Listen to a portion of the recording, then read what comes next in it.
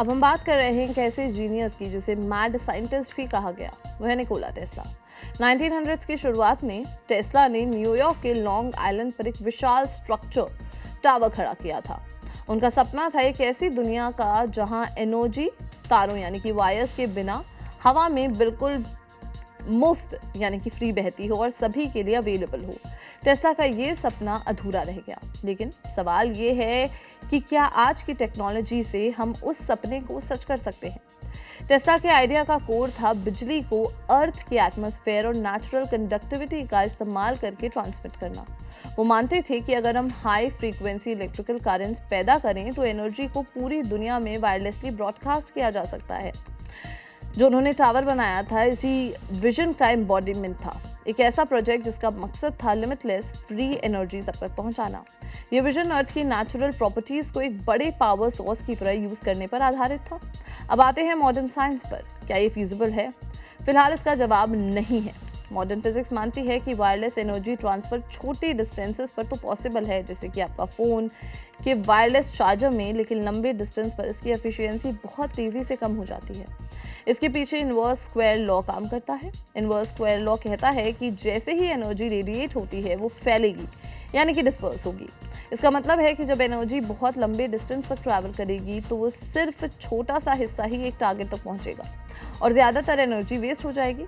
इस प्रॉब्लम को ठीक करने के लिए हमें या तो एनर्जी फोकसिंग में ब्रेक थ्रूज चाहिए या डायरेक्शनल ट्रांसमिशन जैसे कि लेजर्स या फिर बिल्कुल नए फिजिक्स के नियम ढूंढने होंगे। आज रिसर्च भी हो रही है, लेकिन वो लो पावर एप्लीकेशंस तक ही सीमित है।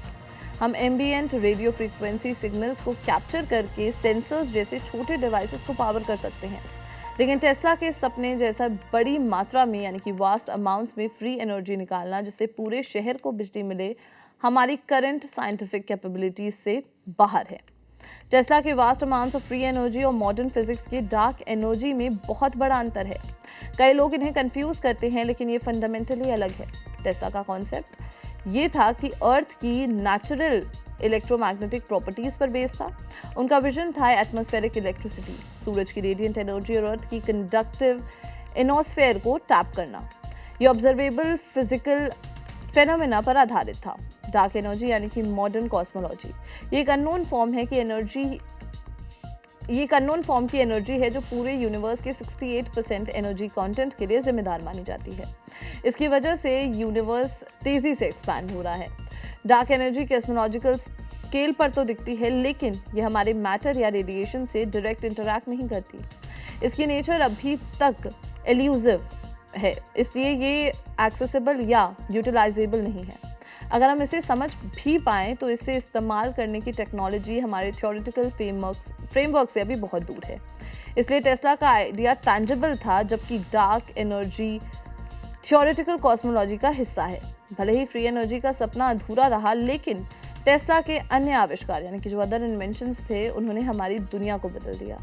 ऑल्टरनेटिंग करंट सिस्टम यानी कि AC सिस्टम, ये आज के पावर जनरेशन और डिस्ट्रीब्यूशन का बैकबोन है।